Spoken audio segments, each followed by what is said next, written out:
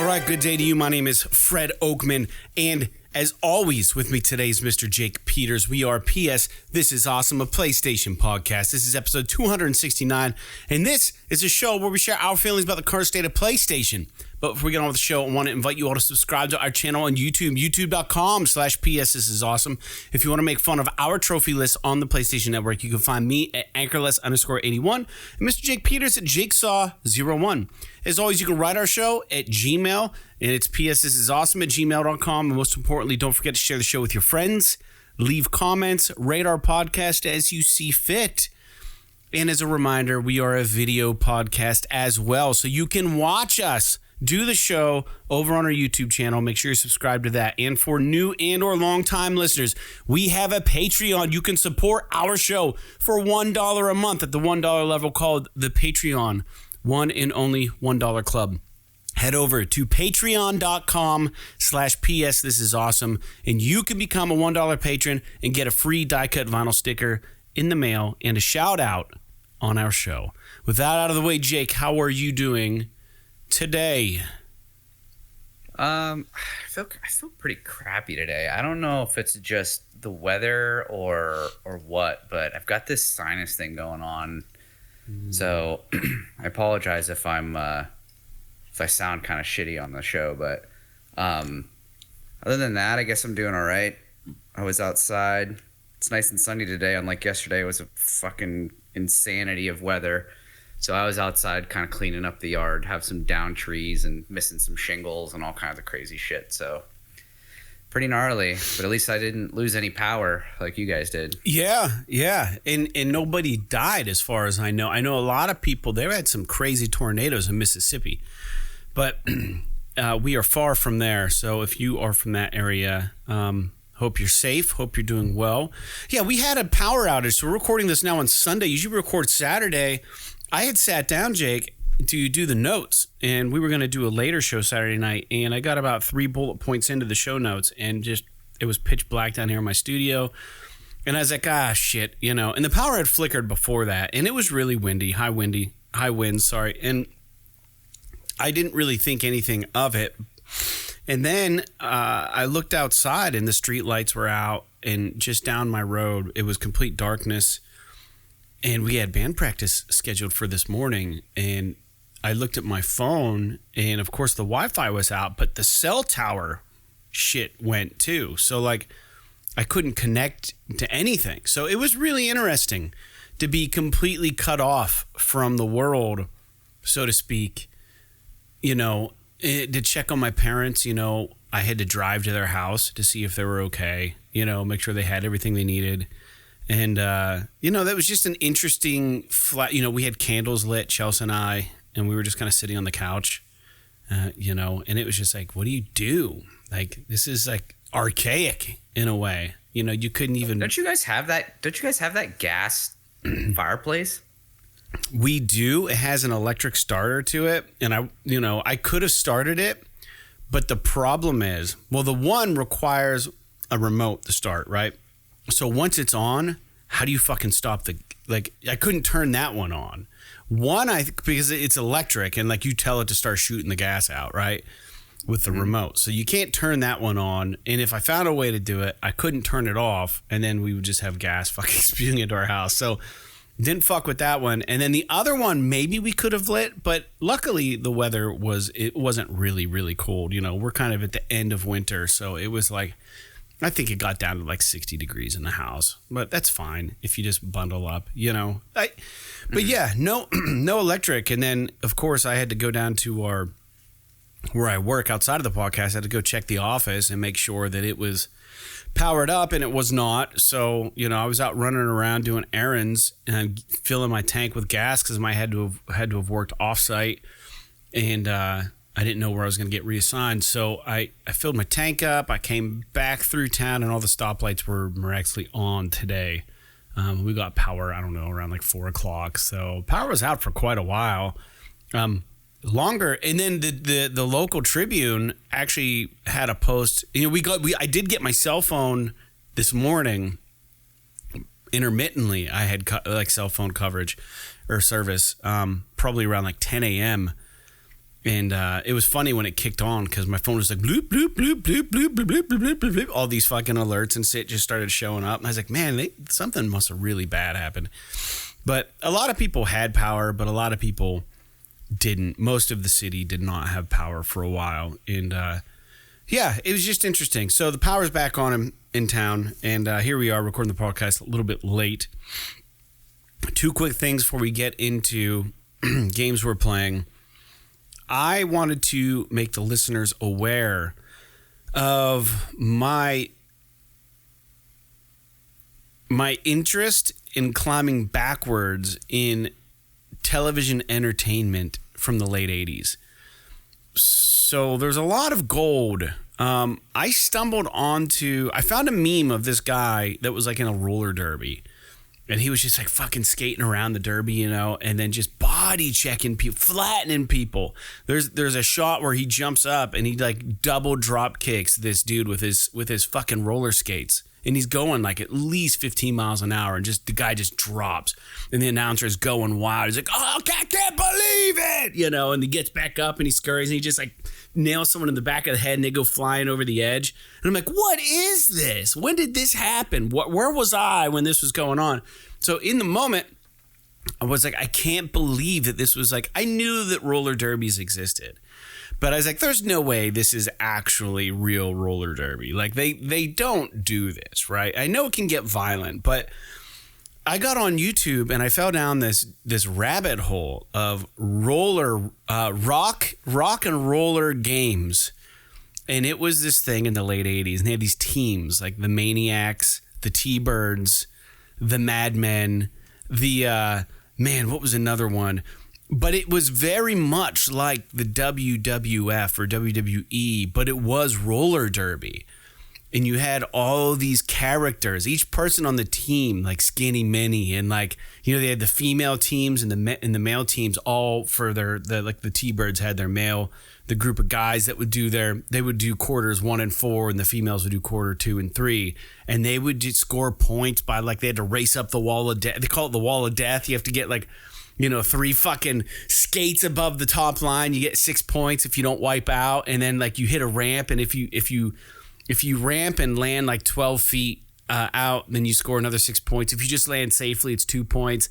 And then the jetters have helmets. And I'm like, this is such a fucking wild thing. And the announcers are like going ballistic. And there's like story arcs and stuff like the WWE would have, but it's so much more entertaining than like wrestling to me. And it's so awesome. And then it's packed. Every single film of it, like, it's just packed with people going ballistic, rooting on, you know, their favorite teams. And like, you know, they have the bad, what are they called? The bad habits or the bad attitudes or something like that is a team that their shtick is they don't follow the rules. So when they're out skating, like they just break all the rules and they hurt people. And there was one I watched where this guy got like hit really hard, and he gashed his head on like the fucking thing, and he's bleeding. Like the emergency team had to come out. And then they're interviewing him. He's in the stretcher and he's like, "Oh, I'm gonna kill him. And he's yelling. And then they interview the guy who checked him. And he's like, "Hey, it wasn't a bad hit. You put the skates on. This is what you sign up for." You know, and they're like getting all aggressive. It's like, this is fucking awesome. And the song is so cheesy. It's called Rock and Roller Games. I 100% would suggest this to any listener to look they have like all these episodes, and you got to follow the storyline from episode 1 all the way to the end. And it's so fun to watch. And then because I watched that, I'm getting all these recommendations from YouTube, and one is like American Gladiators. I forgot how fucking insane that was. Do you remember American Gladiators growing up? Do you remember that? Yeah. Oh, so good. And they had like these guys named like Laser and like, I don't know, like whatever, Havoc. And these huge rip dudes go up against like gym teachers, and they just fucking wreck them. And it's just like, this was entertainment in the 80s, dude. It was wild. You know, you have dudes that look like bodybuilders, like literally tackling guys with no safety equipment on, just smithereens, just straight up body checking them out of like the playing field. They're trying to put these balls in these holes, these small cones, and they're worth different points, and they're trying to like juke these like big bodybuilders, and they're just getting wrecked. And the announcer's like, "Oh, look, he got him!" And it's just like, this is insane that this was like 1980s entertainment, and it's so much better than what we have now. So much better. That's all I'm gonna say. So I am on a terrible rabbit hole of watching all this old fucking shit, and the announcers were always so good and so exuberant and just so into it, and the fans were just eating it up. Like, you look in the audience and people are just going nuts over this stuff. It was just so loud and boisterous. What a cool time. I don't know. Totally into it. Rock and Roller Games, though, was a new one for me. I had known about American Gladiators, but I'll leave it at that. And I mean, you're welcome to comment on anything I just said. I think it's totally awesome. But we can get on to games if you'd rather do that, since you're not feeling great. Yeah, I mean, there's a lot of weird stuff from back in the day that they tried that because it's not in the internet age, it just kind of disappeared. And it's cool that things like the internet coincidentally also let that kind of stuff live on in some capacity anyway. So that's pretty neat. Yeah. The World Association of Roller Derby, or roller something, is who Rock and Roller Games was like their production company. You know, it's just like the acronym was WAR, WAR, World Association of Roller something. And all of the episodes have been remade in HD.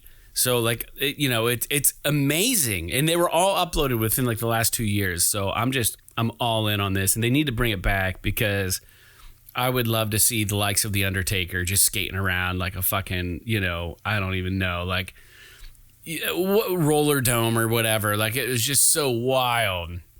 And they're all so good on their feet. They're all great skaters. And like, they all have their own little thing. Like Chris Sabo, back in the day, he played for the Reds, I think. And he had these big fucking goggles when he played baseball. And like, that was his look.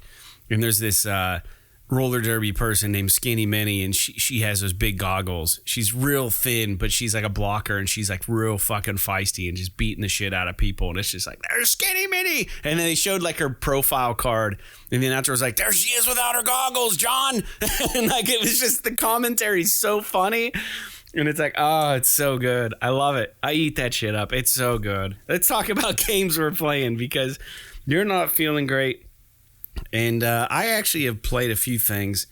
And the first thing that I did, Jake, I beat Mass Effect 3, and I sent you a text, and I have no fucking clue what happened. So I was playing this game, trying to beat it so that we can talk about it on our Mass Effect spoiler cast. But just for the listeners, I don't know if you've ever been to that point where like, you're just like, I'm gonna play this game. You're tired, and you got your controller in your hand, and you're like at these cutscenes, and like there's dialogue options and shit. And like, I catch myself kind of like going in and out, and I'm like, I'm just going to put the game in rest mode.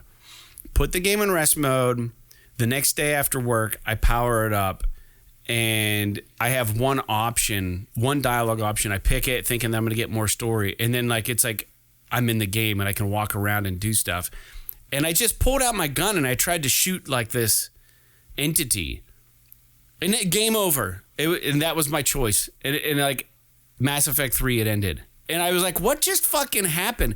In the trailer I got, apparently the choice that I inadvertently made was in response to the shitty endings of Mass Effect 3. And they rolled it out with like an update or something. But the ending I got explained nothing. And it was just like, what the fuck am I even watching? Which makes me think like, when a director has a way to end a game and they get backlash so hard on it, and then they change it in the moment, it might have seemed like the right thing to do to give players options. But me, I have no clue what happened. Like, I beat Mass Effect 3 and I have no idea how it ended. Like the ending cinematic that I got was so quick. And it was just some narrative. And I was like, I don't even know what I did. Like, they were like, you have a choice to make. And I was like, what? And I'm like, this guy kind of looks like a bad guy. I'm going to try to shoot him. Because that's what you do when you finally have control after tons of dialogue. You pull out your fucking gun and you try to shoot things. And I tried to shoot him and I shot at him. And it just fucked me. I literally know I don't know a single person that has ever done what you said. What? Fall asleep at the end of a game? It's literally just you. Or the ending why that would I got. Why, the kid the not to spoil the game, but like the kid is literally there to give you your final choice, and you just fucking shoot him rather than choose one of the two options. Well, I didn't even get to choose anything. Right. I just pulled out my gun and I shot at him. It didn't even hit him. And it was like, okay. And the kid was like, this is your choice or something like that. Okay, your choice has been made then. And like it went to this fucking cutscene that was like smash cut in the future. And it didn't tell me anything about the Reapers. Didn't tell me anything about what happened to all my squad. It didn't tell me fucking anything. And it was just like this future cut. And I was just like... And it was credits rolled. And I was like, what the fuck just happened? I just spent like 30 hours in this game to get this ending. And I had no clue what happened. Now, granted, I came into it after having been like falling asleep during the last dialogue options of the game.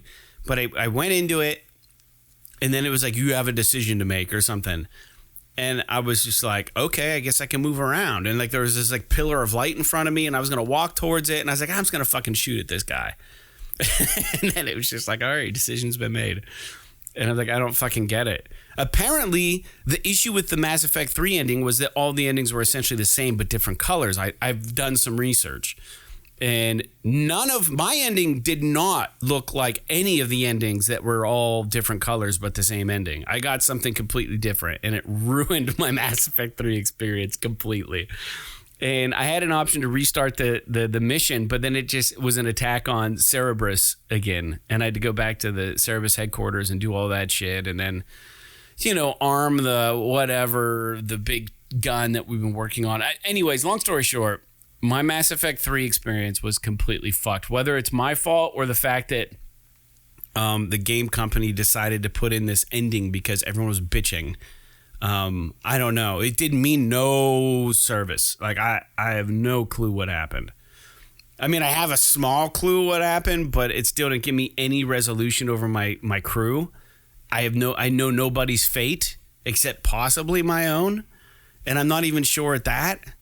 I think everybody's dead, maybe. I don't know. I think everybody maybe died. And I don't even know the decision that I made. I didn't even make a decision. I wasn't really given the opportunity, I feel like. I don't know, dude. I'm fucking whatever. We'll talk about it later. But it's really disappointing because I didn't mind the game. The end was awesome. All the space age fucking Earth battle shit was amazing. I was like, this is so rad. And then the very end, I don't even know what fucking happened. I have no clue. I fall into the pillar at the end. Spoilers, fall into that fucking pillar, and I wake up and the admiral's with me or something, and then I'm walking, and then all of a sudden there's like some sort of boy talking to me, and he tells me to make a decision, and then I didn't make a decision. It was like, that's your decision. You didn't make one. And then it was just like smash cut to like a million years in the future, and my story is being read to some person I have no connection with, and it was like, that's the end of the game. And I'm like, what the fuck just happened? It was like, boom, it was over. It was really fucking bizarre, man. And it didn't let me restart at the decision. It had made me go way back, so I'm not playing it again. Anyway, so I played that and beat that. I've jumped back into Moss Book 2, and it's fantastic. I'm on the last episode, last chapter. It's so good. Again, this game is just fantastic. It's really, really charming. I love it. Got the VR headset back on for that and enjoyed the hell out of it. And I'm about ready to finish that up.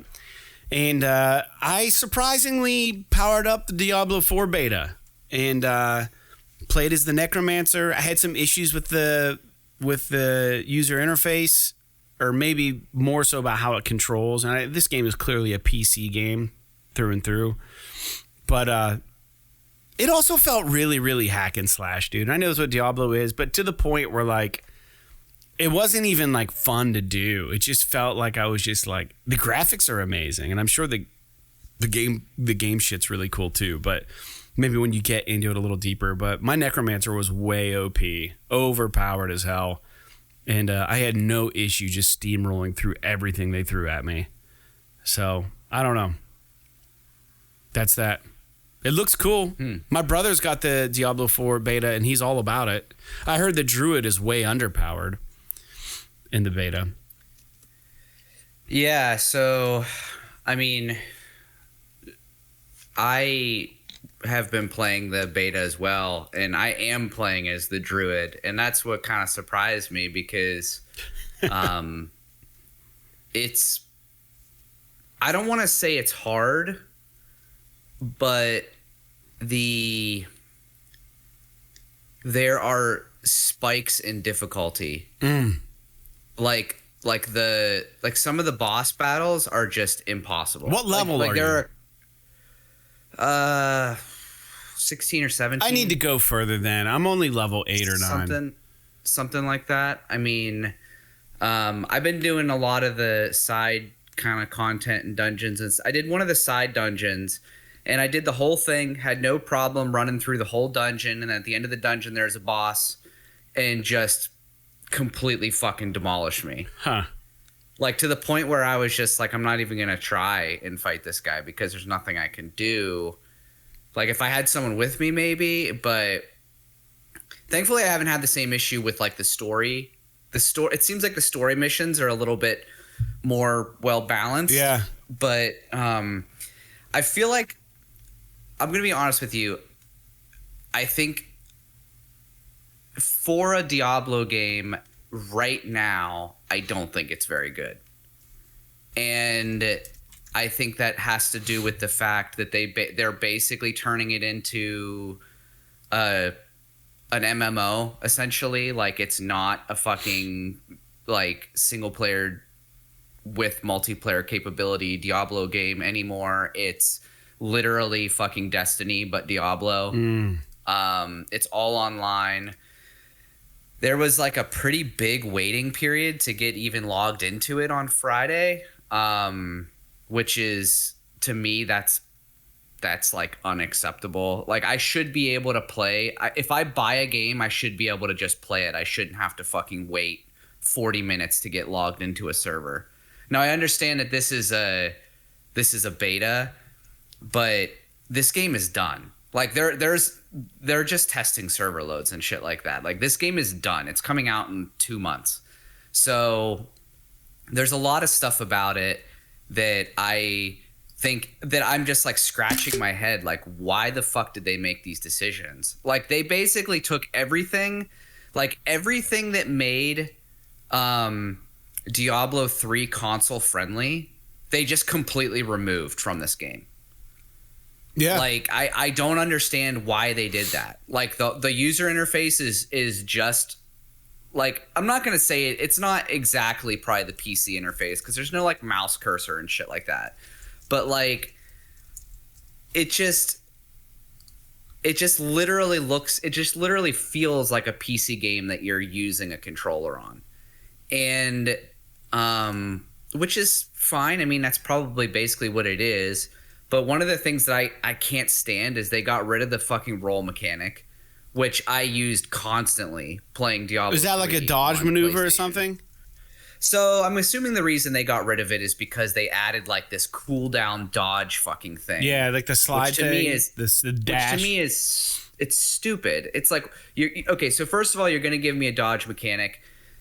That's fine. But have a 5-second cooldown? That's fucking insane. Like if you're in a boss battle and it's like throwing all this crazy shit at you and it's just you by yourself, there's nothing taking freaking aggro away from you, and you dodge once to avoid something, and then you have to just kind of run around super slow waiting for your fucking dodge mechanic to kind of come back. I don't know. I just feel like the balance of the game is all fucked up.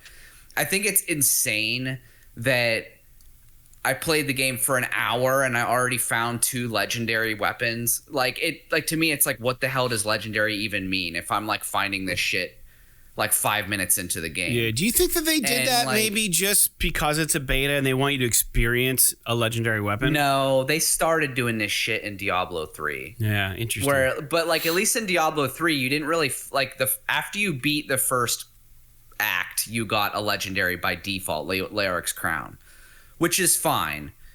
it just kind of gives you a little bit of a taste. But this game is, it seems like they're just gearing the whole thing up to be just like a fucking MMO online, like content driven thing. And a guy I work with played it quite a bit last weekend because he pre-ordered it, so he was in the early access or whatever. Yeah. And he said like all of the optional dungeons are basically exactly the same. All of the there are like these seller things that you can find. They're all basically exactly the same.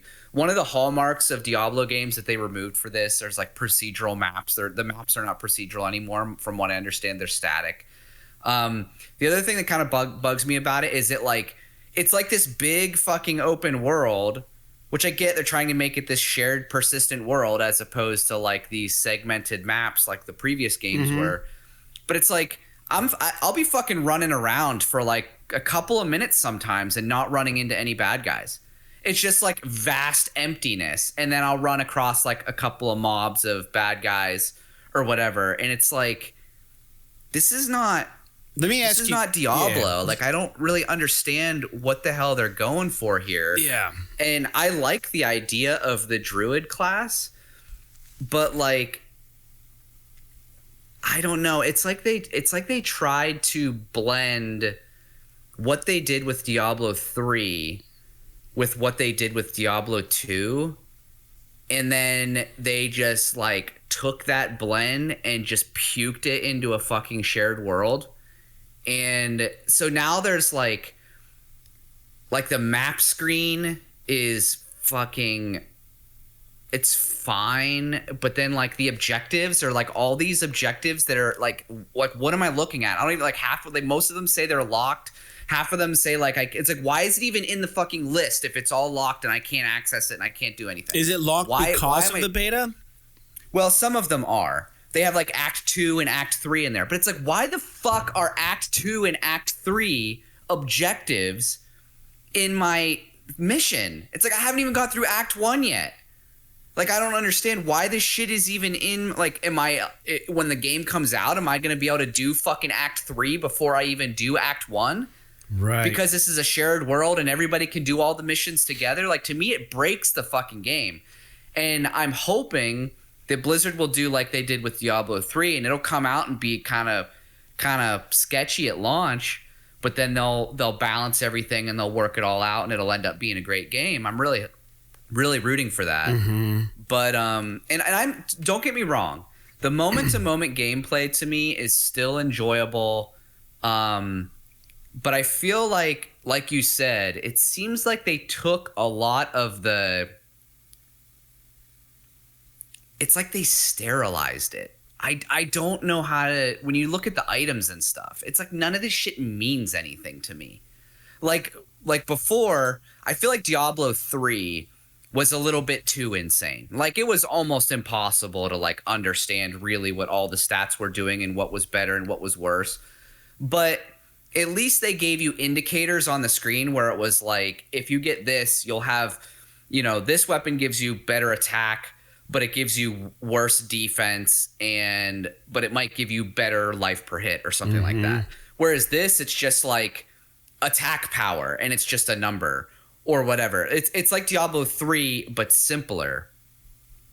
But the thing that I liked, another thing that was like a great quality of life feature that they had in Diablo 3 that they just removed for Diablo 4 for some reason, is when you pick up an item in Diablo 3, there's a little pop-up on the screen that shows the item and will just give you a visual indicator if that item is better or worse than what you have equipped. Whereas now it's like, you have to go to the menu to figure it out. You have to go to the menu and go through all of it. And I don't know, man. There's just, I wonder if those are quality of life things they're going to implement after the game's release. But like, it doesn't make sense to have done it on the previous version and then not include them at launch for the new version if they were that's good. That's my biggest beef with it. I mean, aside from like the way that the game looks and feels and everything is different, but it's like Diablo 3 from Diablo 2 was a big departure as well. And that's like shit I can kind of get used to. But like,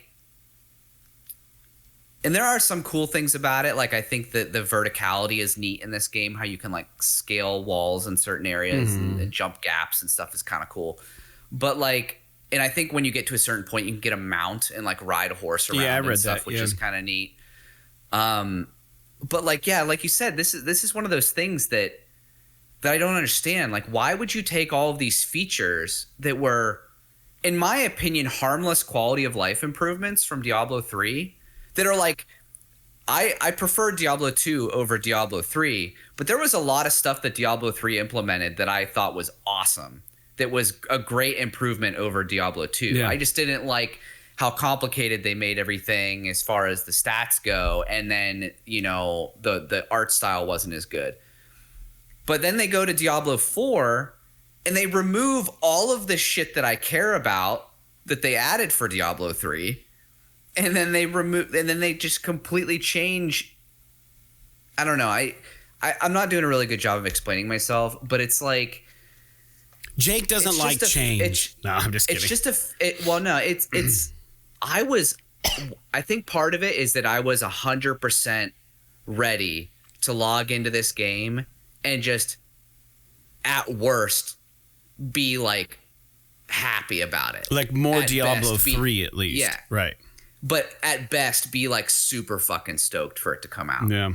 And now I'm just kind of like meh about it. And that's really unfortunate because I'm a huge Diablo fan. Yeah, I know. You're the guy. Yeah, between the two of us, you're the dude.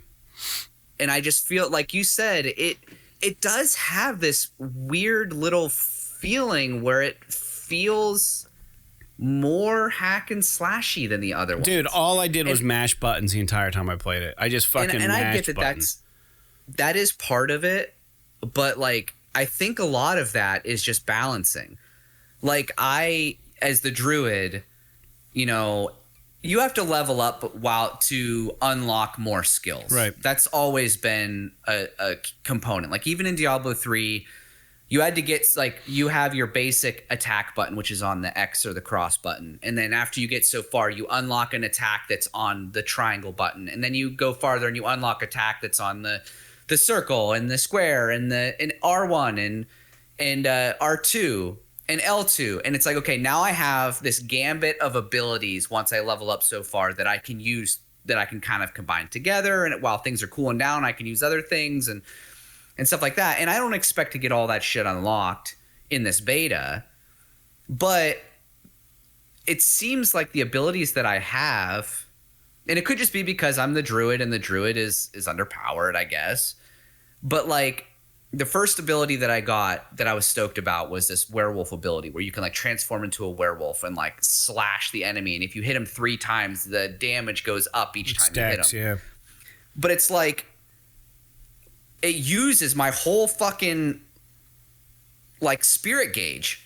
So then I have to wait until I like do basic attacks for another couple of minutes. And then I can use, and I know that we're early and I'm being nitpicky, but the one thing that I will say that I think is really cool is that it does seem like they've got some, I don't know. The other thing too is that like, maybe the druid just isn't the right class for me. I just wanted to try something unique and not like, because my instinct was to go for the sorcerer or the sorceress because they're like one of the most fun classes because they just deal shitloads of damage, even though they're super weak.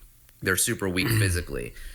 But it's like I was looking at the skills for the wizard or the sorceress or whatever, and they were just all just the same stuff. Like, oh, you know, you go shoot fucking ice, or you shoot fucking fire, or you shoot fucking lightning. And it's just like, okay.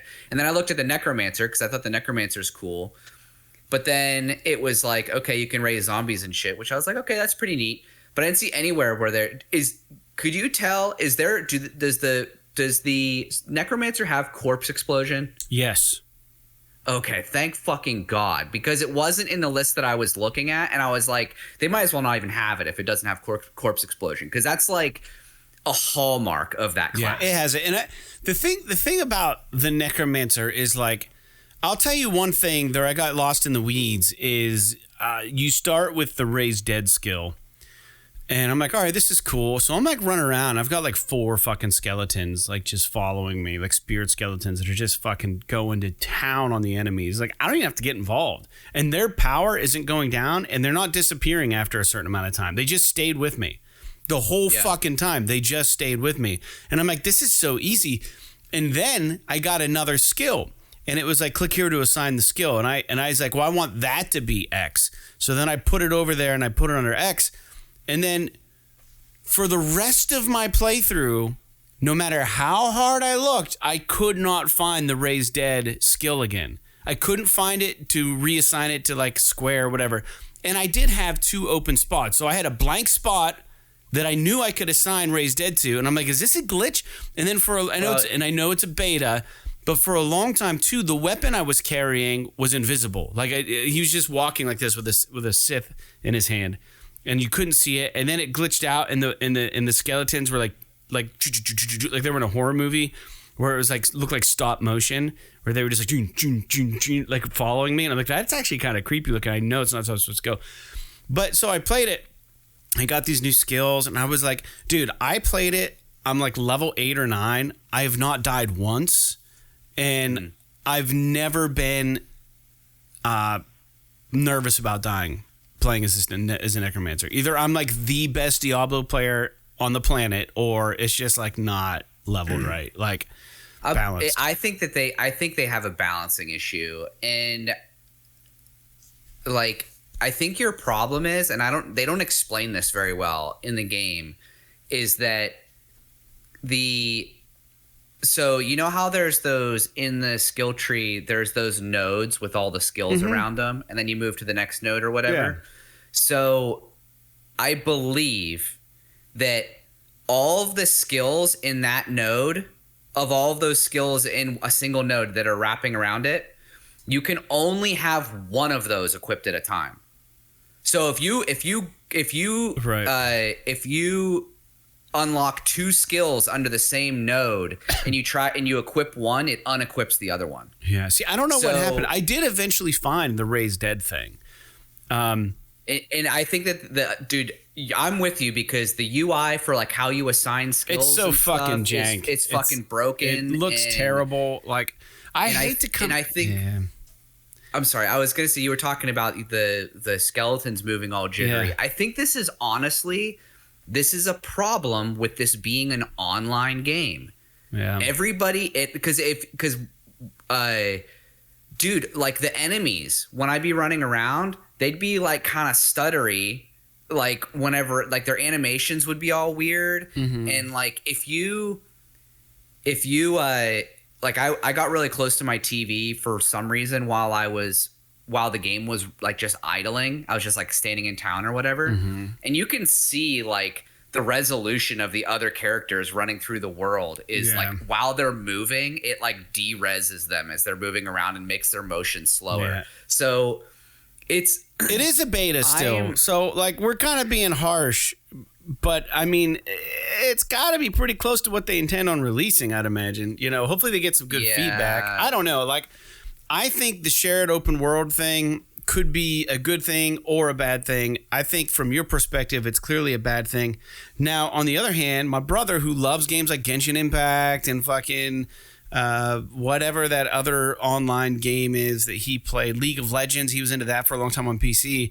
He loves that shit. He eats it up. He got the beta, and he wasn't planning on getting Diablo 4. And he's like, he goes, I think I'm going to pick this up. This is right up my alley. He goes, this is awesome. Don't get me wrong. I am still considering buying it because I am having fun playing it. But there's just so many aspects of it. Like, I don't like that Division style, Destiny style, fucking hub map world system where it's like everything is shared. So they have to have everything on the map all the time. Yeah. So like I like that in Diablo, I have to do this story mission to go to the next story mission to go to the next story mission. And those missions aren't anywhere. I don't even know what they are until I beat the mission before it. Right. Whereas like in this game, within the act, I'm like going from mission to mission and it's pretty safe. But why the fuck am I able to see like Act 2 on there? It's confusing. It's just confusing.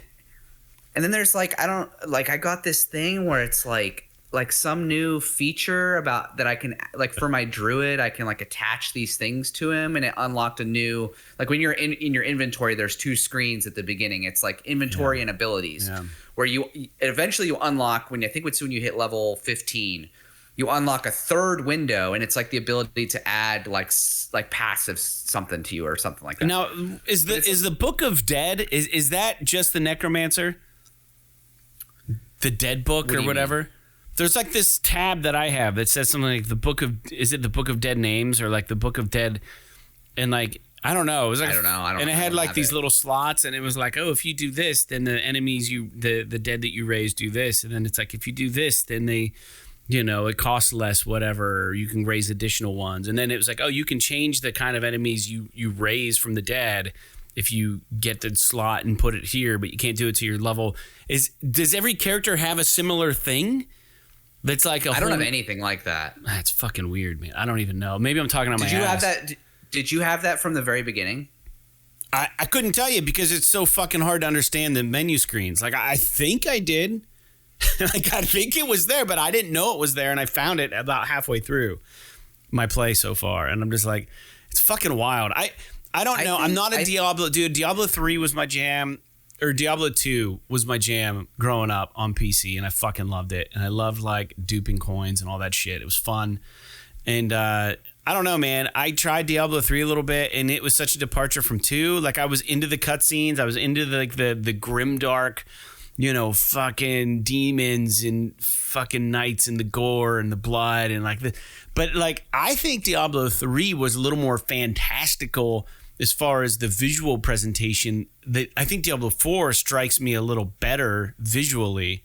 Oh, definitely. But not. It's a little bit more gothic and a little bit less cartoony. Like Diablo 3 was a little bit cartoony. It was like a little too, yeah. Other than the cutscenes. I think and I will say, the art direction was awesome in 4. The art direction is better in 4, but to be clear, like the cutscenes that they show you in the beta in 4, they're still fucking awesome. Like they still do just an awesome job with the cutscenes, but there's something about the story so far where I'm just like, this almost feels like somebody other than Blizzard is making a Diablo game. Like the writing of it and stuff, like who the fuck this Lilith character is. It's like a female hell, like a female, like the daughter of Satan maybe or something. I get the impression that she's like Diablo's daughter. Right, that's kind of what I'm getting to. And so like, which is fine. That's kind of a cool idea. And that opening cinematic is like super gory and fucking wild, which is kind of awesome. Where like how she gets summoned or whatever. But like I don't know. There's just so many hallmarks of like a Diablo story that are missing, and just.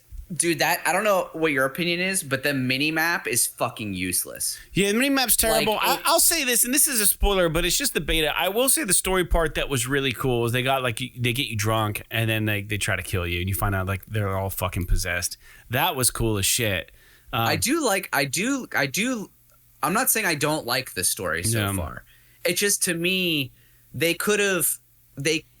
guess what I'm getting at is they could have called this something other than Diablo, and I would have never known that this was a Diablo game based on the story so far, as long as they didn't use like the Diablo terms for everything. Like obviously if they talk about Sanctuary and the Lord of Hatred and the Primevals and all this crap, like I'm gonna know it's a Diablo game.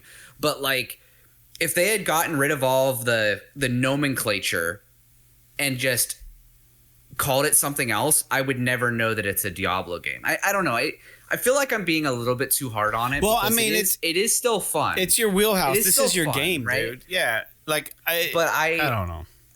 I think honestly, I'll be honest with you, Fred. If they balance the game and they fix the fucking UI, I'm all in, right? Yeah. That's all they got to do. Balance the game, fix the fucking console UI because it's bring terrible. back some quality of life improvements from Diablo 3. I can even get used to that. I don't like that they like nerfed health potions in this Make game. the UI like, better, maybe something. Make it more navigable. I don't know. It's so weird. They like combined the health potions from 3 and 2 to make this. So it's like in 3 you didn't have health potions. You just had you had infinite. It was just a timeout, and it would instantly refill your health a certain amount.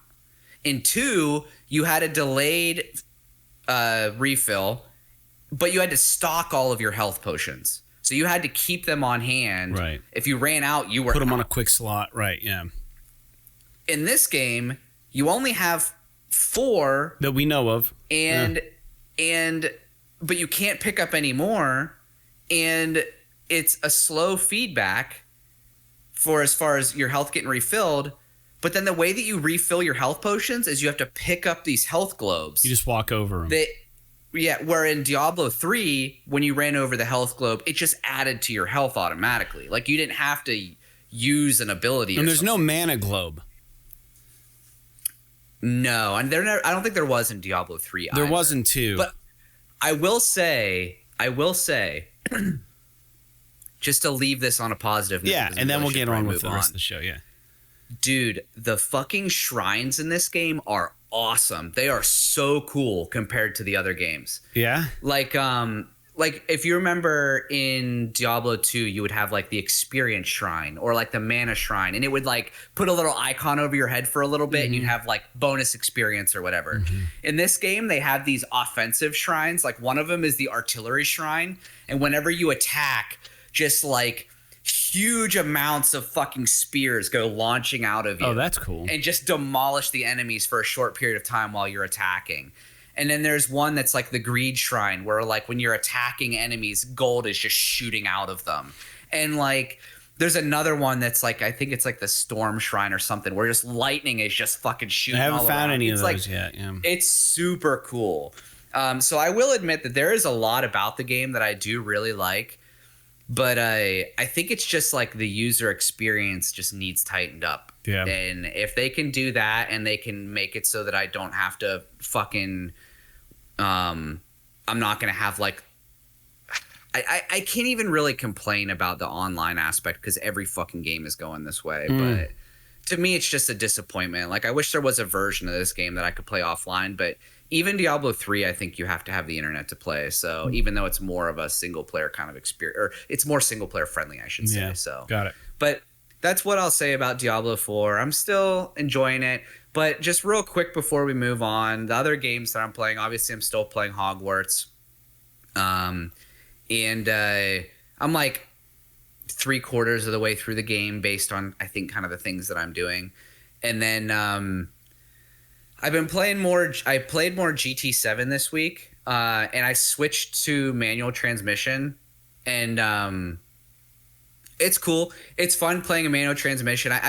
It was pretty easy for me to pick up, just because I just ride motorcycles my whole life. I kind of get the theory behind it. It's just mastering the Square and X, using the controller to do it. But it's cool. Like, I like being able to. There are moments where it definitely fucking hurts me to be in manual mode, because I end up like driving off the track or some shit like that. Right. The one thing that I did want to, and maybe our resident GT guy, played by Ken, or I think even One Black Talon maybe plays Gran Turismo. I don't remember. I know played by Ken does, but One Black Talon I think has it as well. Yeah. So maybe they can shed some light on this. Is there any fucking way to be able to tell the weather of a race before you start it? Oh, that's a good question. Because I'm getting into this situation now where the races are getting longer. Like, a race might be 20 minutes now, and I'm like in like the little preview screen where it's like the camera's floating around the track, and you're like going through the menus to like set up your car or whatever before the race starts, and it'll be like sunny as fuck outside. So of course it's sunny as fuck outside. I'm gonna put the racing slicks on my car, because they get the best fucking traction and I can corner way better. And then I get halfway through the race and it's pouring down rain, and I'm just flying off the track because I have no traction. Gotta hit that pit stop, dude. So, wait, you can pit stop? You can do a pit crew, yeah, for sure. Oh, I didn't even know this. I don't know how you set up the pit crew to do the right fucking tires. I don't know if that's a preset or something, but you can. I definitely pit stopped on accident once. I went into like a pit. Yeah. I mean, I know you can pit in. I'm assuming you can pit in because there is the pit lane whenever you're coming across the start finish straight. You just drive in. But I should try that sometime. If I could drive in there and have them fucking change out my tires. Of course, I'll probably just end up in last place if I do that. But because nobody else will be pitting. It just sucks because when I don't know, it just sucks to be 15 minutes into a 20-minute race and then end up losing because it starts pouring down rain and I can't drive with slicks on. Yeah. So, all right. But the one thing that I did want to just say real quick before we move on, because we've been talking about GT7 a lot lately, is just I tried the thing that Played by Ken suggested. So we'll go to listener feedback, right? We'll call this listener feedback. Is that good? Yeah, and he had suggested a couple of weeks ago that he had put on some replays and shared them online so that we could view them, and he wanted us to try to view them in VR to see if we could do like a full-on cockpit view while he was doing these. I don't think he was racing. I think he was just doing like time trials or whatever. And unfortunately, there is a VR mode, but unfortunately, like you're literally just standing on the side of the track and you can like look around as the car goes by. Wave. And then when the car goes by, it like moves you to another part of the track where you see the fucking car go by. And it's like, that's kind of dumb. It's cool, like, but it's dumb. It's a fucking gimmick. In my opinion, they might as well not even have it in the game. That's interesting. But like, because it's literally like, because can you do this, for example, like in VR and look around when you're no, you can still look around and everything and turn around and stuff. The problem is that, like, so for example, the course that Played by Ken did for the one thing, I don't know if it was like the Nürburgring or something like that, was one of these like tighter courses where there's a lot of trees and you're going around bends and stuff. Yeah. So like it would teleport you to a spot, you'd see him go by. 2 seconds later, he's out of your line of sight. And it's like, okay, I can fucking look around now, but I'm waiting for me to transport to the next spot, because it's not like instantly as soon as he's out of line of sight, now I'm in the next area. Yeah. So like it just, to me, it was like kind of a bummer, because I was hoping that it would drop me in the fucking cockpit. That's what he was hoping too. Look around. Yeah. Because that would be cool as fuck. Because especially because he was driving around this vintage open wheel like race car, and which is pretty neat. But yeah, I don't know. I mean, so it was fine. Yeah. All right. Well, real quick, other listener feedback. Jake, when we weren't sure whether or not we were going to be able to record this episode, you posted a quick 40-second, 50-second video just telling the listeners, hey, it may not be online in time, but we will get it recorded probably. Played by Ken did write in right away. He said, hey, no worries, guys. Hope Fred gets his power back soon. Good news. Played by Ken, here we are. We're doing it. 369 wrote on this Red Dead video I have, is like, how come you have a wanted level? I thought they shoot first. I have no idea what you're talking about, man. Hopefully you listen to the show. That's an old video I posted, and it's been a while. But Played by Ken also wrote back in. He said, nothing wrong. Talking about last week's episode, I thought it was kind of a weak episode.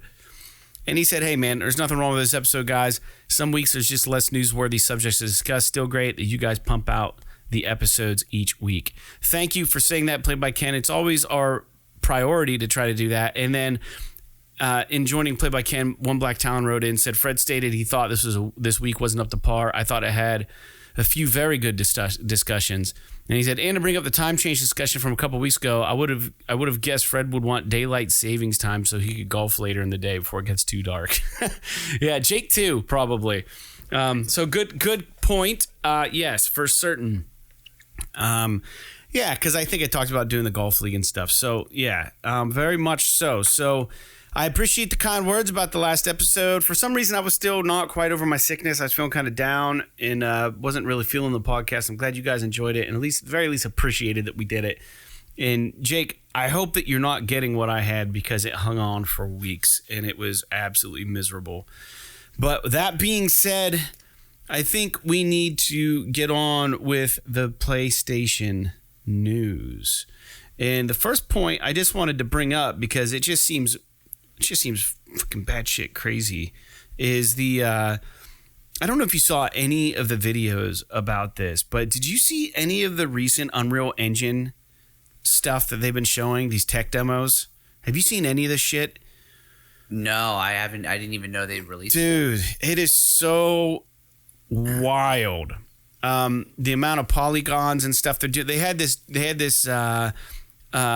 know the thing with I'm drawing a blank. The motorcycle show you and I both watched where they travel from one end of the continent to the other. You're talking about like long way around? Yes, and then the Rivian trucks, right?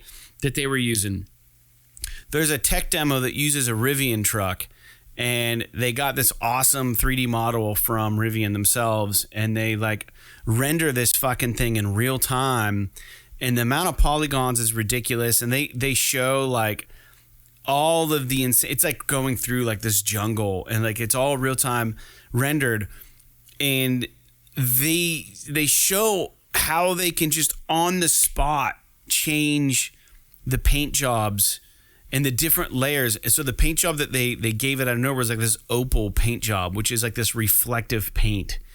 And they zoom in and you see all the fucking lights, just like the way the light's refracting and reflecting. And then they're like, oh, and this is what it looks like if it's a gloss coat. And they put gloss over it. Oh, this is what it looks like if you put like mud stains on top of the gloss coat, and how it affects the way the light reflects if there's mud on the outer layer. And they start showing all this mind-bending shit that the Unreal Engine can do, the new one. And it blew my top, dude. And then they also showed this procedural generation system that they came up with that isn't all AI. It takes actual user it takes, let's say, Jake, that like I want to make an open world map, right? I want to make one, but I want to influence the AI to do it. And I'm going to do so by drawing all these fucking things, like these trees and these rock formations and the grass and this, and I'm going to maybe label them certain things so that the generator understands what's what, what's ground, what's what's. And then I'm just going to say, make a fucking open world using this as a reference. And then bam, it's there. And then you take it, and then you can be like, oh, what if I don't like this formation? You can take it, and then you can drag in instances that adapt to the world that was made. Kind of, I want to say artificially, but it wasn't, because it was still, the catalyst was still the art from a human. So like they're carefully navigating this AI generation art with human art, and like they take this instance that they throw in, and it makes these fucking tree branches that turn into bridges. And they're like, oh, but if you want to take a left path and you don't want to be able to go around the right, you can just grab your instance and slide it. And as they're sliding it, it is adapting to the map. It's just like putting these fucking ledges out and doing all this fucking shit. And it's in real time. They're building this open world map. And it's absolutely incredible. And Dude, it's, I'm watching it. I'm watching it right now. It's fucking blowing my mind. It's so like all of the open worlds that we have had in the past, every asset has had to been placed manually. Unreal Engine now is smart enough to just fucking make these things, and then it allows the creators to go in and tweak everything. So instead of placing every fucking post office box in Grand Theft Auto 6 or whatever where you want it, in all of San Andreas or whatever the fuck, you just say make a fucking city, boom, city's there. And then it's like, oh, you don't want this here? You can just take it and delete it or slide it and move it. Or you can make this road go here. You don't have to have buildings here. You can just grab them and move them. And it's like, it's completely customizable. But they give you the fucking groundwork, the foundation that you can make real quick. And I'm sure it's more difficult than how they are showing off their system. But for any probably seasoned game designer, anyone familiar with Unreal Engine, this tool set is going to be absolutely a game changer. Like, just looking at it, I'm like, this is fucking bonkers. And the level of detail and the quality is just like, this is fucking next gen shit. And then, not to mention, one other thing that they did is they had Hellblade 2, and they have a scene where the actress from Hellblade 2 is like, it's her face, and it's the cutscene, and it's like, well, here now with Unreal Engine, you can use a fucking cell phone. It can grab your face and impose it on the character. And it had like this regular person with like this head mount, and it wasn't the Hellblade person. They do this fucking face. They're making the thing, and they superimpose it almost immediately over the cutscene from Hellblade. And it was like, if you can fucking grab facial captures that quick, imagine what that means for the gamer if you want a character to look just fucking like you. It's gonna be fucking possible, and that is awesome. It's one of the most insane things. They dropped all these fucking videos over the weekend, or I don't know, maybe end of this past week. And like, it's definitely worth looking at because this is like the future of video games for certain. I don't even understand it. Like, it's crazy. Jake? I don't even know what to say about this. There are very few things tech-wise that kind of blow me away in gaming anymore. I'm just so jaded by it all. Like, this stuff has like gotten so good at this point that it's like, okay, can games really look that much better than they do now? I mean, when you're playing a third-person fucking action game, like, you're not up and close and personal with people. Like, it's like, yeah, it could look a little bit better here and there or whatever, but like, does it need to is the first games look pretty good, right? Already. But dude, somehow freaking Epic and Unreal Engine is like one of the only things that every time they come out with new technology, it fucking blows my brain out. And like, I don't understand it. And the thing that I will admit, I am getting a little bit of like, you know, maybe this is just me getting crotchety, but there is a little bit of like, kind of wariness with this type of shit. AI shit. Like, yeah, I agree. Like, being able to just, I mean, I think that, you know, the creation engine, I don't mean like literally Bethesda's creation engine. I just mean like their ability to create worlds is a no-brainer. Like, use AI to do that. It'll make crafting game spaces so much quicker, allow games to be made so much faster. That's awesome. But like, the ability to just superimpose your fucking face on anyone is just, to me, like, I can't be the only one that feels like we're approaching that era where video footage is no longer just be trustworthy. You know what I mean? Because seeing is no longer believing. We're getting there. Yeah, it's fucking insane. Like we're getting to that point now, especially with everything that's happened just with the internet over the past 5 years of just misinformation and all this crazy shit that's going on, that like, we're going to get to the point where, like, literally, unless, if you're talking about, let's say, a criminal trial, literally, unless like the jury was there witnessing the crime in real time, like, how can they ever fucking be sure that any evidence that is technology based is real or not? Like, it's so wild to me. I mean, I'm sure there are going to be countermeasures developed with this type of stuff, but like, that said, it's really fucking cool. I mean, it is a little scary. I mean, like, you'd figure if we can do it with video, it would be easier with games or with polygons, because there's actual structure there that can be replaced, right? Like, in an actual video where you're looking left and you're looking fucking right and it's just video, there's no polygons behind it. The fact that we can do deepfakes now so easily on a cell phone, like, it's no surprise that they can do this now with their technology and do it spot on. But yeah, it is scary, dude. I agree. It is kind of creepy. I don't know, man. We can get on to the next news point, but I think that listeners should definitely check out the new Unreal Engine tech demos because they are wild. So, next news point is Square Enix dropped a world trailer for Final Fantasy 16. And I gotta say, this, and Push Square agrees, this looks so good. It looks so good. It's just like, I don't think I've seen a Final Fantasy game look this good before. And it might be the way that like it feels or maybe looks like it's a little more over the shoulder, like God of War or something. But like, dude, if it's got the story and it's got the fucking action and this is the fucking world built, this is the world, it looks fantastic.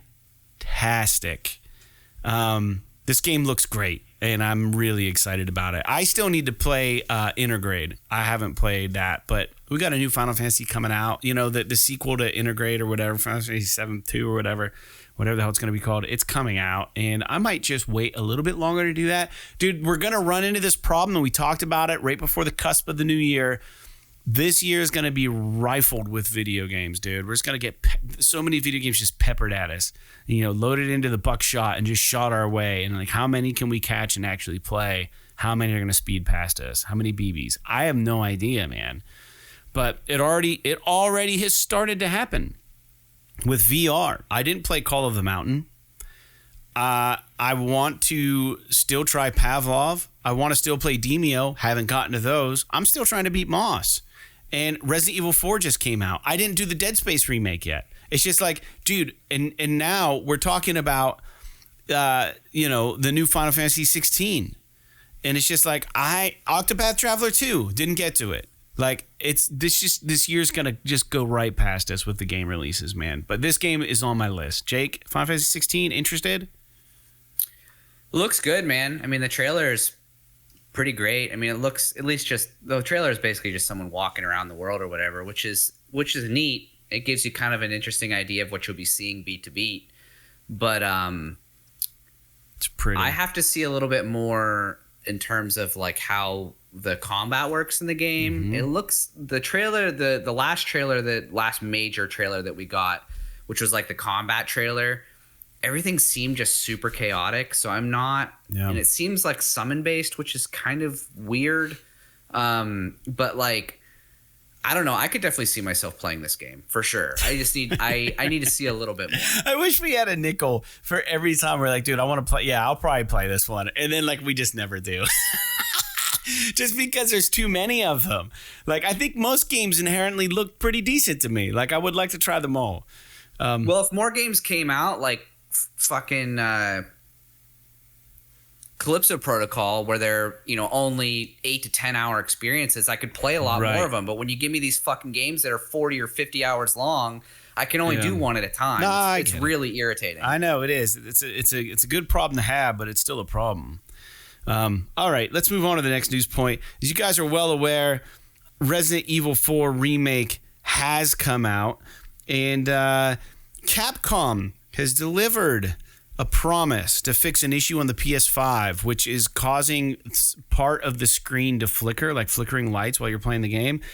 If you purchase the game, in the meantime, the developer Capcom indicates that you can try to restart the game. You can change the depth of field to off, and you should be setting the motion blur in the camera settings to off. And there was also a note by Capcom indicating they intend to fix the rain effects also. Apparently, I don't know if they've done this yet or not, but in one of the videos of somebody playing the game, the rain was just like, it looks awesome in like a still frame where you take a picture of it. I'm like, why would they want to cancel it? It looks so fucking dramatic.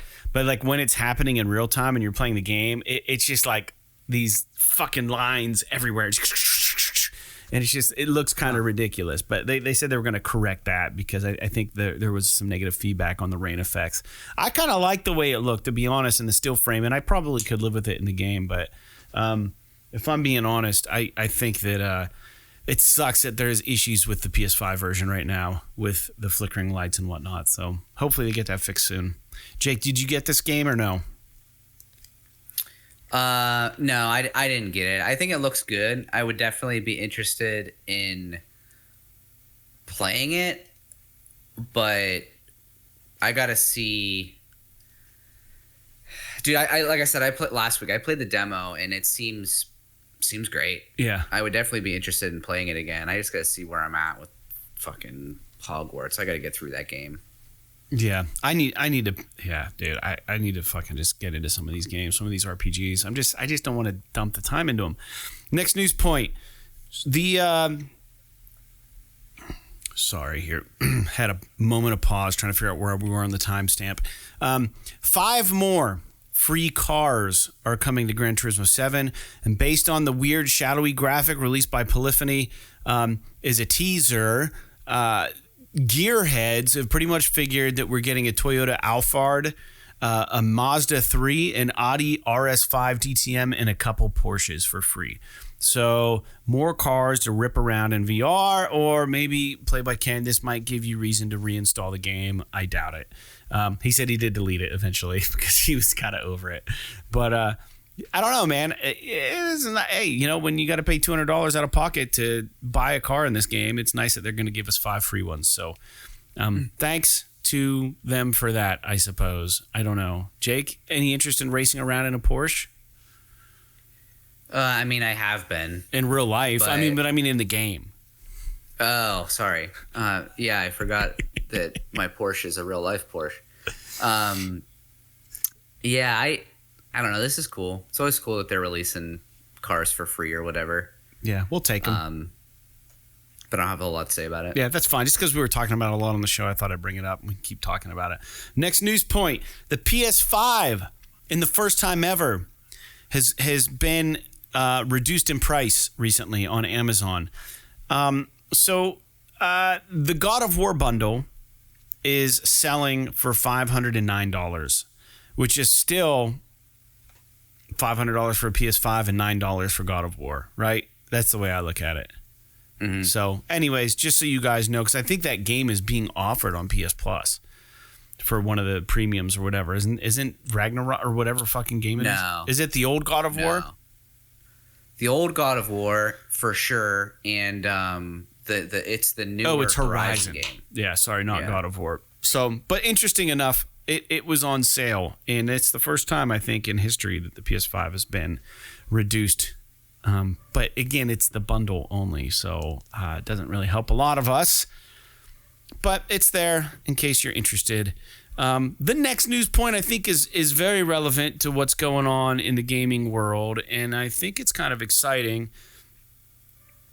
I can't even pronounce this name. It's MiHoYo, the developer of Genshin Impact, has a new turn-based fantasy RPG titled Honkai Star Rail, which is releasing on PS5 and PS4 down the road.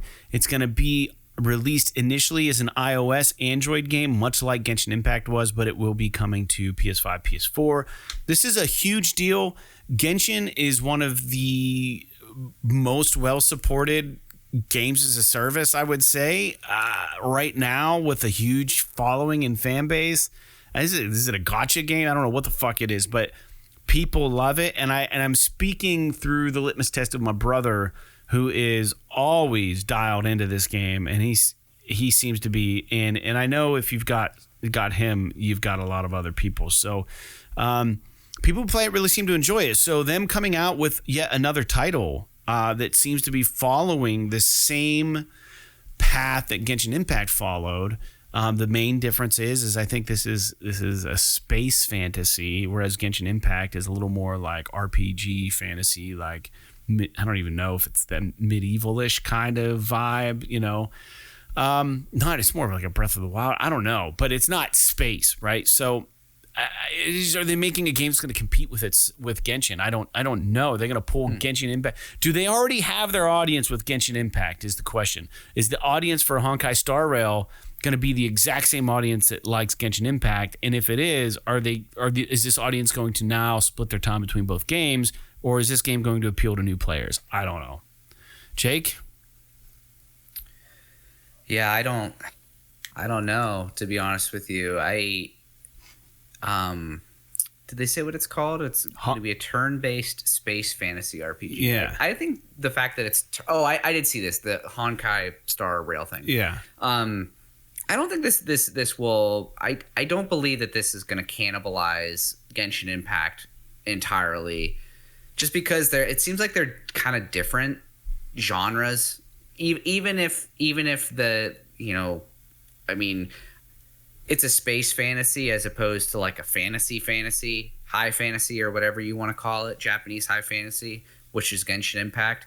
But the fact that it's turn-based means that the gameplay is going to be completely, or at least the combat anyway, will be completely different from Genshin Impact. So and there are a lot of players that just doesn't appeal to. I think a lot of players that play Genshin Impact, they like to just kind of run around and do their thing. They may or may not want the turn-based kind of aspect. So yeah, we'll see. Well, very good. That's some observant input from you. I didn't realize the difference there, but I do know that Genshin is not turn-based. So yeah, maybe that is the big difference. Maybe they'll just rope in the rest of the gamers who like fucking open world games by doing the whatever it is. Let's go to the next news point. Next news point is this is a game I didn't realize existed or is going to soon be existing. Fort Solis. It looks like a game very much like Deliver Us the Moon. I think we're starting to see a trend in sci-fi space games. We have No Man's Sky. We had the one you just said that was 8 or 9, Callisto Protocol. We got the freaking Dead Space remake. We've got an Aliens game coming out soon I'm going to talk about. Fort Solis. We had Deliver Us Mars, which was the sequel to Deliver Us the Moon. We're getting a lot of space games now, and it makes me wonder if that was like the trend from like 2 or 3 years ago. Like everyone's like, let's make space games. But we're getting more space games, and I would even venture to say Horizon is kind of turning into a space game. But this game, Fort Solis, looks kind of cool. It's being developed by Fallen Leaf, has a Q3 2023 release date, and will be coming to PS5 this summer. The trailer looks cool, like I said. The game's going to be published by publisher Dear Villagers. I just wanted to bring it to the listeners' attention and maybe your attention, Jake. It looks cool. I don't know. They didn't show any action or anything. But it's like one of those things where it's like, go find out what happened on the space station. And you're like this lone survivor. And I don't know if it's survival horror. I don't know if it's, I couldn't tell you if it's like Soma or it's third person. But we're seeing a lot of these, and I bet you we're seeing these because space is just inherently more interesting than just like, it's a good catalyst for this kind of plot. It just leaves a lot of opportunity. I love space games. They're one of those genres that I don't hardly ever get tired of. Yeah, and we don't have enough of them. But yeah, I'm with you. I don't know what this game is.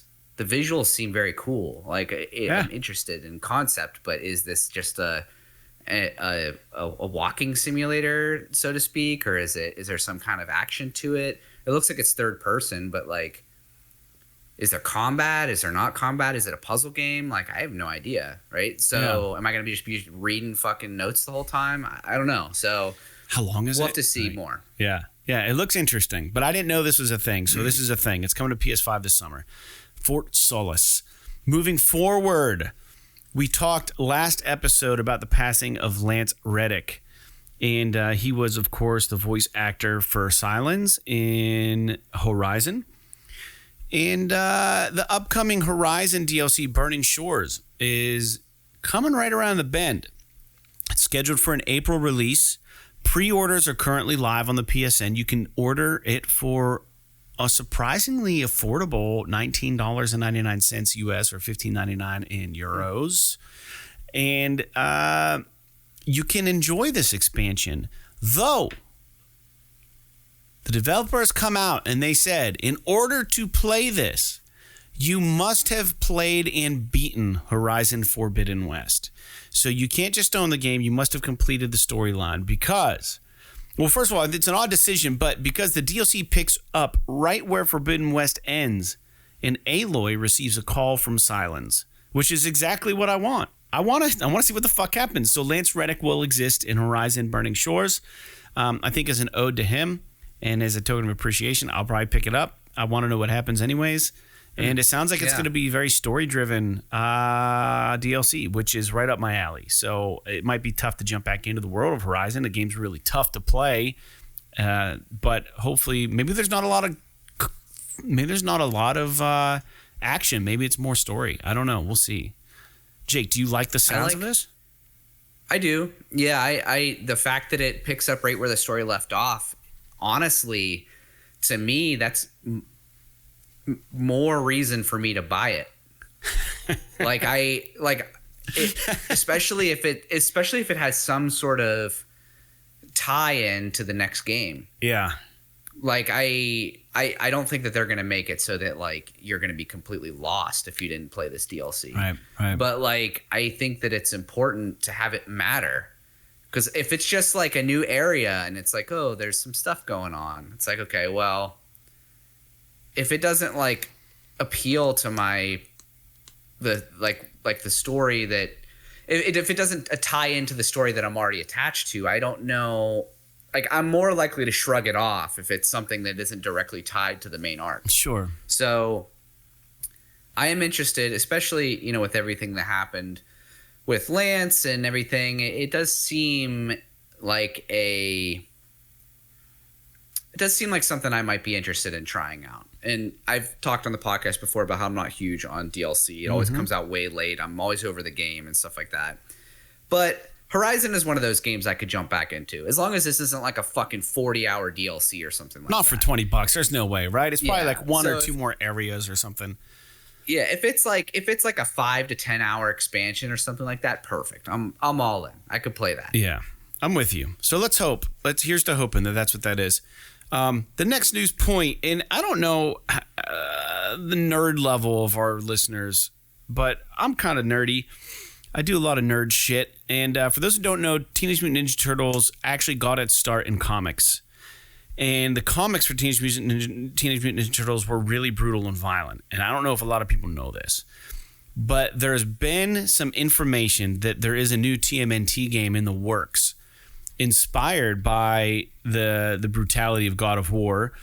And apparently we don't know who the studio is yet that's going to be making this. And it's definitely a few years out, but I want to bring it up now so you can say, oh yeah, I remember hearing about that. We're not breaking news, but this was a news point on Push Square. And the plot for this game will be akin to the graphic novel, the Teenage Mutant Ninja novel called The Last Ronin, which you can read at your own leisure, but the game is going to be AAA. And the story of The Last Ronin is essentially the only one of the 4 Teenage Mutant Ninja Turtles is remaining. The other 3 have been murdered by the Foot Clan. So this is going to be a super more gritty, realistic, dark version of the TMNT that we don't get in most media. So this actually, to me, sounds really fucking cool. So I don't know if you've ever read it. I haven't. But from what I understand, The Last Ronin is like one of the best TMNT adaptations. That's what I've heard. Just bar none. Yeah, no, I have not read it. It's so like heavy and brutal and well written and like just heartfelt, and it's not like the Cowabunga, dude! Cowabunga, pizza time, yeah, party. It's April O'Neil! Yeah, so I am definitely interested in what this looks like in a video game, and I don't know who's gonna make it, and hopefully this isn't being shoveled off onto some fucking third-rate studio. It's Naughty Dog, no offense. Dude. Naughty Dog's next game is The Last Ronin. That would be so funny if Naughty Dog, that was their next game, was the freaking Last Ronin. That would be so cool. Actually, I think that would be Master awesome. Splinter. Yeah. They just Naughty Dog the shit out of a fucking TMNT game. That would be like so. You're that just would be so the main funny. character, and you're trying to avenge your brother's deaths. Yeah, it'd be fucking awesome, actually. Just as gritty, fucking in the nighttime, in the city with the lightning striking and the rain coming down, and the Foot Clan soldiers, and maybe fucking Casey Jones may or may not show up and kick ass. So, when you looked up this news point, like, was there anything indicating where this information came from? I can tell you in a second. I don't remember, actually. Because even if we don't It came from Push Square. I know that much, but I don't know where they got it, right? So let me just do a quick... I guarantee I can find it real quick. Because I know what I did to pull points for the news. It is a great question. And hold on 1 second. Usually I put links. Oh, okay. So did you find it? An interview with Doug Rosen, Senior Vice President for Games at Emerging Media at Paramount Global. There you go.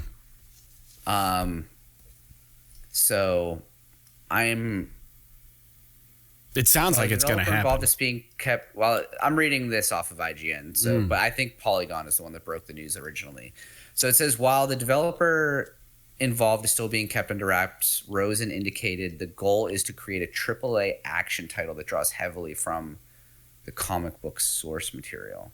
So that's pretty interesting. I don't really have a whole lot of faith in anything that Paramount does, but hopefully they pick a worthwhile studio to do this, and they actually take some advice from somebody in the industry who's successful and not just try to do it themselves, and they actually execute and make the game. I mean, we're so far in before this even probably a studio even being assigned. They're probably working on scripts or ideas or whatever, but I think it opens a nice dialogue for, is this the kind of game we would like to see Ninja Turtles have? And I think, I mean, every single Ninja Turtle game that we have ever had has been kind of campy, like the cartoon, right? Like, this would be super cool to have something pay homage to the comics or like the gritty nature of the source material. And I think it could make a really fun game. I mean, why not? You know, fucking give us something different. This would be cool if it's good. I don't know. That's where I'm at. Lastly. Yeah, I'm into it. Yeah, me too. Lastly, 2 new games that are coming out soon. I just don't want the listeners to forget about. And the first one is GOLLUM, which is coming out in May. It got a new trailer. It actually looks really story-driven and actually looking better every time I see a new trailer for it. And the other game is Aliens Dark Descent, which is coming in June 20th. It has a release date. And for anybody into turn-based games like XCOM, this might be one to watch. It's being published by Focus Entertainment, developed by Tindalos Interactive, and it looks awesome. It looks like XCOM, but aliens. So if you're into that franchise, or you think that it would be, you know, you're itching for your XCOM fix because Firaxis isn't working on XCOM right now, this might be the way to get that. You know, we didn't get that other XCOM game that I wanted so bad. Some squad. I forget what it was called. Chimera Squad? Chimera Squad. Never got it in console. We got it to PC, but I couldn't play it. So, yeah, man. This might be my drug of choice for, I don't know, turn-based games like that. It does seem pretty interesting for sure. It looks good. It looks cool. I don't know if it'll be actually good, but it looks cool. Yeah, fair enough. All right. Well, Jake, not to keep you any longer, with all this power shit going on, I had a phone call from my boss while we were recording. Wants me to give her a call. So I got to wrap up this podcast, give her a buzz, and see what's going on, because I probably have to reach out to people in my office that I get to boss around, quote unquote, supervise. So let's get into new games real quick. It is 127.25. New games coming out, or that have already come out. We're getting MLB The Show 2023 on March 28th. On March 29th, we're getting Pirates Outlaws, Run Bean Galactic. And on March 30th, we're getting Dredge, Lunark, Saga of Sins, and The Last Worker. On March 31st, we're getting Blade Assault, Citizen Sleeper, Hot Wheels Rift Rally, which is probably awesome, and Shukuchi Ninja. I was at Dollar Tree recently on a break at work. We're not far from like a Dollar Tree. And I waltzed in, and sometimes I go to get a water, or I go just to kind of see what kind of garbage they have in the toy aisle. And they had a ton of Hot Wheels cars, and they were just $1 a piece. And I'm just looking at them like, these are so fucking cool. And it made me remember how good Hot Wheels Unleashed was. And man, that was a good game. I didn't play a lot of it, but I really liked it. It was one of the PS Plus offerings. Anyways, it's a sidebar. Hot Wheels Rift Rally, I bet you it's going to be cool. If it's anything like Hot Wheels Unleashed. I don't know who's making it, but if it's anything like it, it's probably going to be fun. Jake, any of those games strike a nerve with you? Dredge is also the name of a band, which has a pretty cool album, LCLO. But other than that, I don't really have. MLB The Show is huge, obviously. I'm not really a baseball fan, so that doesn't really do anything for me. But yeah, I don't know. The rest of it, we talk about this every week, how all these games just kind of bleed together. Yeah. But yeah, it I don't know. Don't really have anything too much to say about it, I guess. Fair enough. Well, that's it. Episode 269 of PS This Is Awesome. I am thankful. Jake is thankful for you tuning in. And as always, we try to do this every week. We apologize to the patrons that you didn't get the episode a day early. We don't put that as a promise when you sign up, but we do try to make it happen when we can. Everybody's safe on our end. Thank you for checking in with us. Thanks for being patient with us. And I hope you've enjoyed this episode as much as we've enjoyed recording it. And Jake, I hope you feel better, man. I hope you don't get what I have. And make sure to take your vitamins and drink your water. And if you need to, take a day off work, man. Don't work so hard, you know? But like you have a choice. But I would love to. Yeah, but I don't know. That's all I've got. Thanks for tuning in. I'm going to beat Moss before you hear from me again. And I probably am going to dive into some other game. I don't know what the game's going to be. But it definitely won't be Mass Effect 3, and it probably isn't going to be Diablo 4. So I will dive into something. And that's all I have. Jake, do you have anything you'd like to say before we exit the show for the day? So for any motorcycle racing fans out there, the MotoGP season started this weekend, which is awesome. They introduced a new sprint format, so they have a sprint race on Saturday and a GP race on Sunday rather than just one race every weekend, and it's already gotten fucking bananas. So that's cool. The other thing is that I found out this week that the artist T-Pain released a covers album. Did you see this? No. It's called Over the Covers, I think is what it's called, and it's like the cover is like a painting of him like laying on the couch or something that. But it's this covers album. He did like a cover of War Pigs that's fucking awesome. He did a cover of That's Life, the song that was like made famous by Frank Sinatra, that's fucking awesome. Yeah. He did a cover of Don't Stop Believing, that's fucking awesome. Dude, this album is so good. I'm not even like a T-Pain fan, but I'm like listening to this shit, I'm like, this is really good. Yeah. So if you guys want something to kind of shine some light on your day, go listen to the T-Pain cover of War Pigs. It's fucking awesome. That's awesome. Was Rick Rubin involved at all in this? Do you know? I have no idea, to be honest with you. He's such a creative mind. I could see him in the backfield orchestrating this album with It's just when we think about T-Pain, we think of like auto-tune and all this like shit. Yeah, right. But like he's actually belting out all these songs. He sounds fucking good, man. That's awesome. Cool. Yeah, I'm into it. No, he's talented, man. There's so many talented, and then we'll sign off for real. But there's so many talented musicians that are gobbled up by what's cool and what's hip and what sells. And I know that, you know, a lot of people aren't like into Bruno Mars in my circle of friends, but I swear to God, the guy is musically a genius. The guy can dance. He writes a lot of music and he writes a lot of hits for people.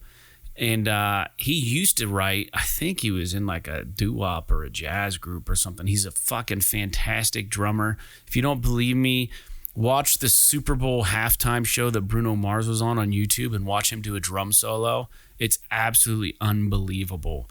He drums better than probably 90% of the drummers I've seen in real life. And I've been playing shows for 20 plus years. And you would never know that Bruno Mars was that talented on drums. And you would never know how great he is at songwriting because all we are exposed to is like his fucking like pop shit that he does. Which honestly is catchy as fuck, but it's not everybody's wheelhouse. So it doesn't surprise me that T-Pain is awesome. And, you know, he's just gobbled up by what sells and what the society wants and what the demand is. So it's cool that he broke off and did something he wanted to do. Props to T-Pain. That's awesome. Yep. All right. Well, shit, that's it for the end of the show. And thanks for tuning in. I already said that. So like Walking Dead, Saints and Sinners, Warhammer 40K Space Marines 2, and We Are OFK. P.S.